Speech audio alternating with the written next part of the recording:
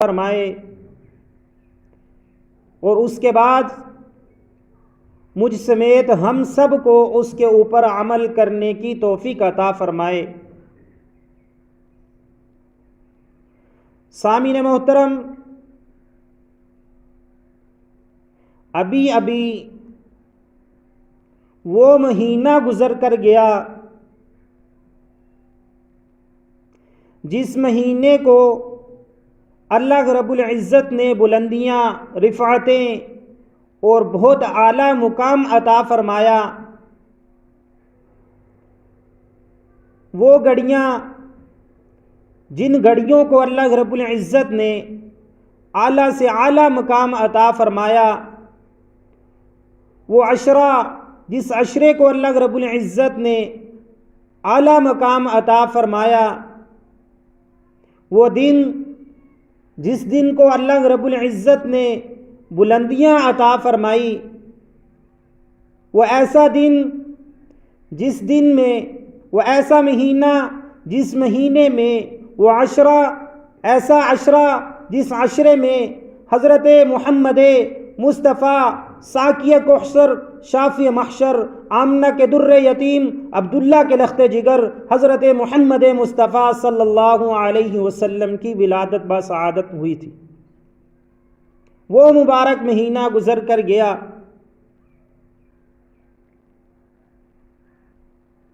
میں بھی آپ حضرات کے سامنے آج حضور صلی اللہ علیہ وسلم کی سیرت کے اوپر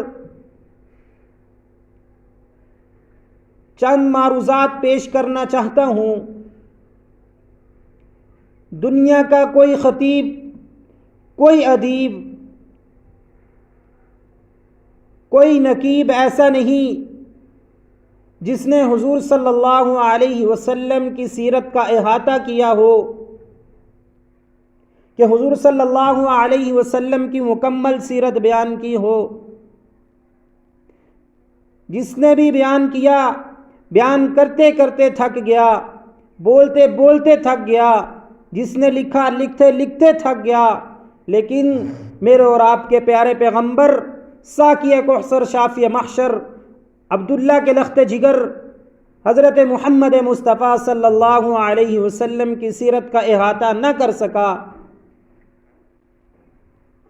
حضور صلی اللہ علیہ وسلم،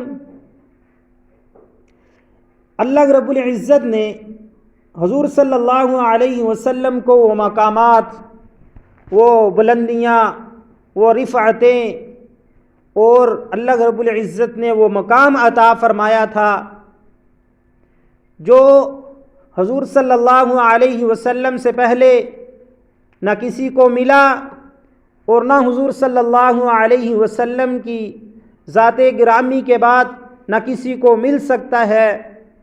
اللہ رب العزت نے وہ مقام حضور صلی اللہ علیہ وسلم کو عطا فرمایا تھا۔ میں کہاں اور حضور کی ذات کہاں، یہ بندہ ناچیز بھی حضور صلی اللہ علیہ وسلم کی سیرت کا احاطہ نہیں کر سکتا۔ بس حضور صلی اللہ علیہ وسلم کی سیرت بیان کر کر، حضور صلی اللہ علیہ وسلم کے واقعات بیان کر کر اپنی سعادت سمجھتا ہوں، اپنے لیے حضور صلی اللہ علیہ وسلم کی شفاعت کا منتظر ہوں کہ حضور صلی اللہ علیہ وسلم کی ٹوٹی پھوٹی سیرت بیان کر کے کل حوض کوثر پر حضور صلی اللہ علیہ وسلم کے ہاتھوں سے جام کوثر نصیب ہو جائے۔ اس لیے آپ حضرات کے سامنے حضور صلی اللہ علیہ وسلم کی سیرت میں سے دو چار باتیں آپ حضرات کی نظر کرنا چاہتا ہوں۔ میرے دوستو، جتنے بھی انبیاء اکرام علیہ الصلاۃ والسلام تشریف لائے، جتنے بھی دنیا میں آئے، لیکن جب آنے کے بعد تذکرہ ہوا، حضرت آدم علیہ الصلاۃ والسلام تشریف لائے تو تذکرہ بعد میں ہوا، حضرت شیش علیہ الصلاۃ والسلام آئے تو تذکرہ بعد میں ہوا، حضرت نوح علیہ الصلاۃ والسلام آئے، تذکرہ بعد میں ہوا، حضرت ادریس علیہ الصلاۃ والسلام آئے، تذکرہ بعد میں ہوا، حضرت نوح علیہ الصلاۃ والسلام آئے، تذکرہ بعد میں ہوا، حضرت ابراہیم علیہ السلام آئے، تذکرہ بعد میں ہوا۔ حضرت اسحاق علیہ السلام آئے، تذکرہ بعد میں ہوا۔ حضرت اسماعیل علیہ السلام آئے، تذکرہ بعد میں ہوا۔ حضرت عیسیٰ علیہ السلام آئے، تذکرہ بعد میں ہوا۔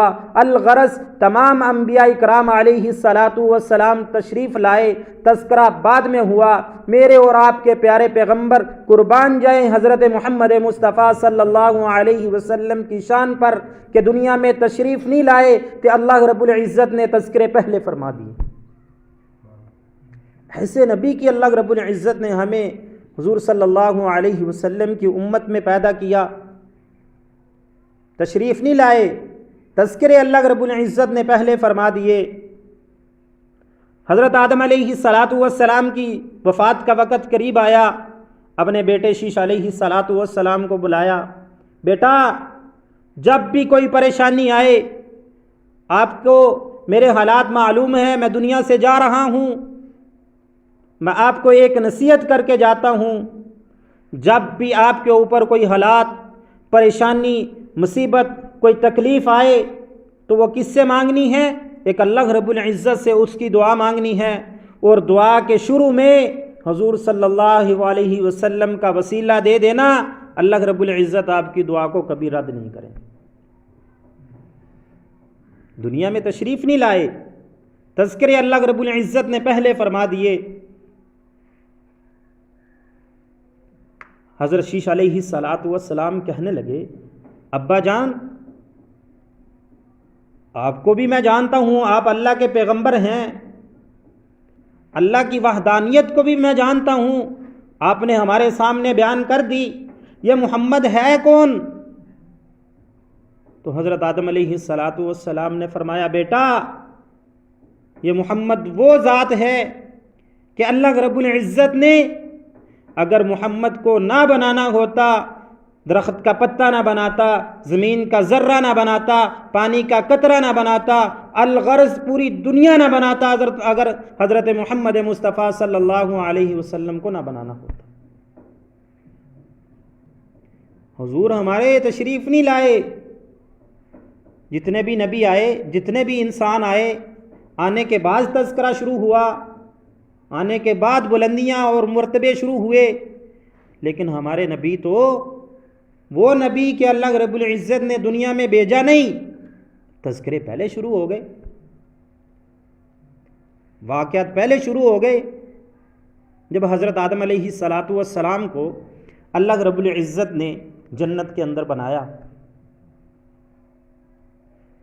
آدم علیہ السلام کو بنا دیا، بنانے کے بعد آدم علیہ السلام کے جسم کے اندر روح کو ڈالا، روح کو ڈال دیا، آدم علیہ السلام جنت کے اندر پھر رہے ہیں، اکیلے پریشان پھر رہے ہیں۔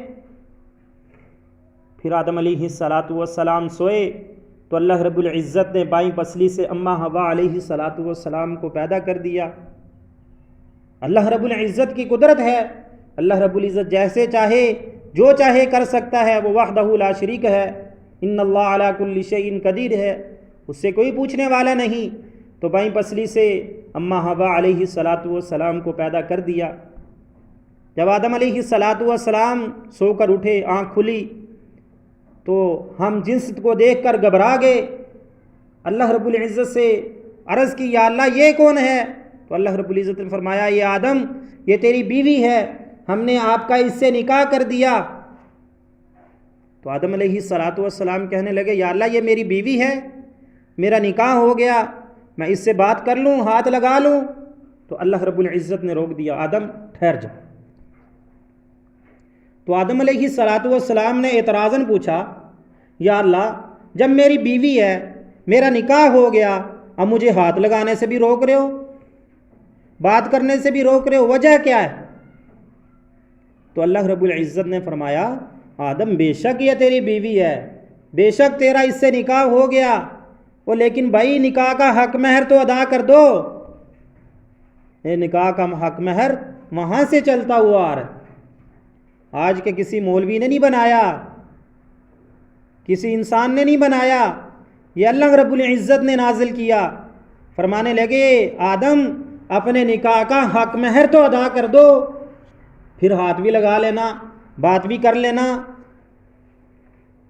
تو آدم علیہ السلام نے پوچھا اے اللہ پاک کیا ہیرے، سونا، چاندی، کپڑے کیا دینا پڑے گا؟ کوئی پیسے دینے پڑیں گے، کوئی زیورات دینے پڑیں گے، کیا دینا پڑے گا؟ تو اللہ رب العزت نے فرمایا اے آدم تجھے پتہ ہے ان چیزوں کی مجھے ضرورت نہیں، یہ تو میرے خزانے میں اس کی کمی نہیں، یہ تو میرے خزانے بھرے پڑے ہیں۔ تو پھر فرمانے لگے یا اللہ تو میں حق مہر کون سی چیز کا ادا کروں؟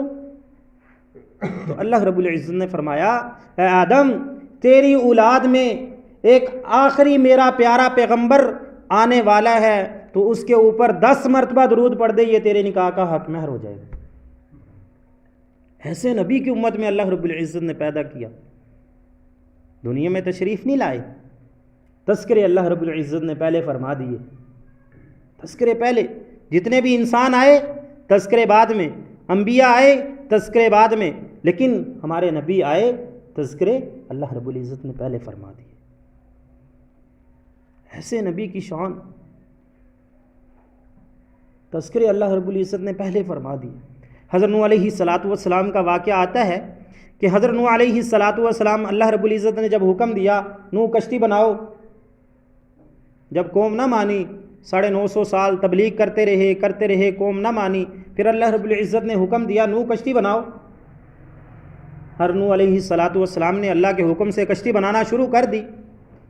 کشتی بناتے، دن کو سارا دن کشتی بناتے، بنا کر گھر کو واپس آتے، صبح جا کر دیکھتے تو وہ دوبارہ کی ویسے کے ویسے پڑی ہوتی، کوئی چیز آتی اور اس کو توڑ کے چلی جاتی۔ تو حضرت نوح علیہ السلام بڑے پریشان ہوئے، اللہ سے شکایت کرنے لگ گئے یا اللہ میں کشتی بناتا ہوں، روزانہ بناتا ہوں، مخلوق آتی ہے توڑ کے چلی جاتی ہے، مجھے پتہ بھی نہیں چلتا، اس کا تو کوئی حل بتاؤ۔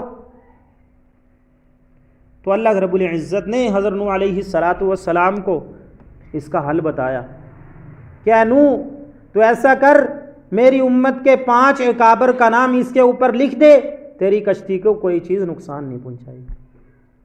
ایسے نبی کی امت میں اللہ رب العزت نے ہمیں پیدا کیا، تشریف نہیں لائے، لیکن اللہ رب العزت نے تذکرے پہلے فرما دی، کیونکہ اللہ رب العزت فرماتے ہیں وَرَفَعْنَا لَكَ ذِكْرَكَ، ہم نے آپ کے ذکر کو بلند کر دیا، ہم نے آپ کے ذکر کو بلند کر دیا۔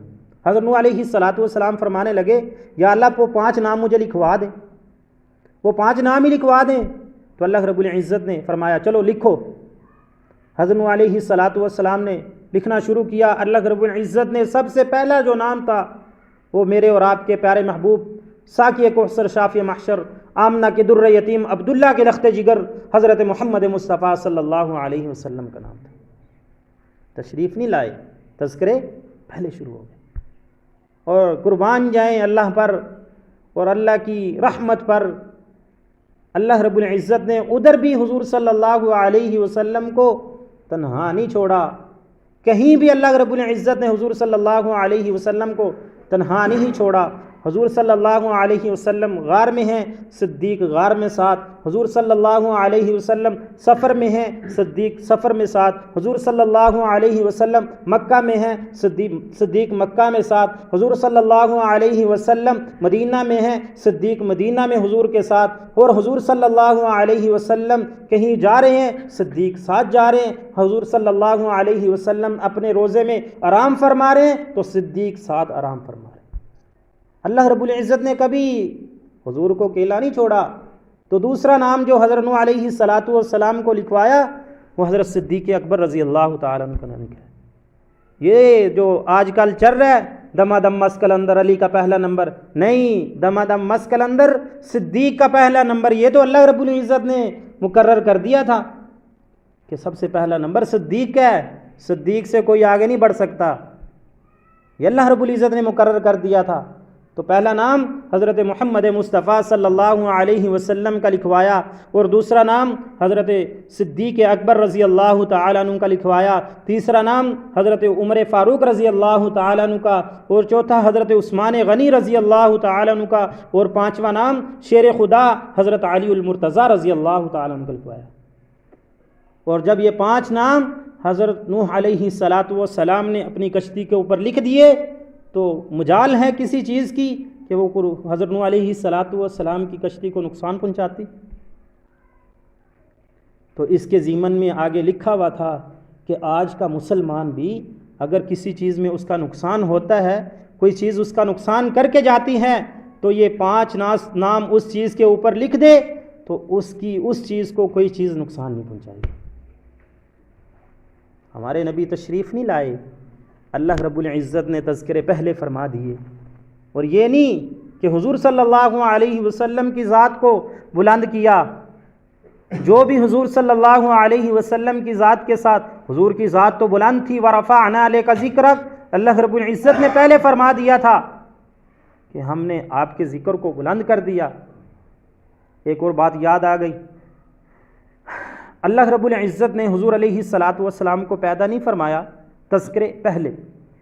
سورۃ یاسین جو ہے، اللہ رب العزت نے یہ دنیا کا نظام بننے سے پہلے، پانی کا قطرہ بننے سے پہلے، زمین کا ذرہ بننے سے پہلے 1000 سال اللہ رب العزت نے پہلے سورۃ یاسین کو پڑھا. نہ آدم تھے، نہ کوئی انسان و بشر تھا، حتیٰ کہ یہ کائنات ہی نہیں تھی، اس وقت اللہ رب العزت نے 1000 سال پہلے سورۃ یاسین کو پڑھا تھا. سورۃ یاسین میں اللہ رب العزت کیا فرما رہے ہیں؟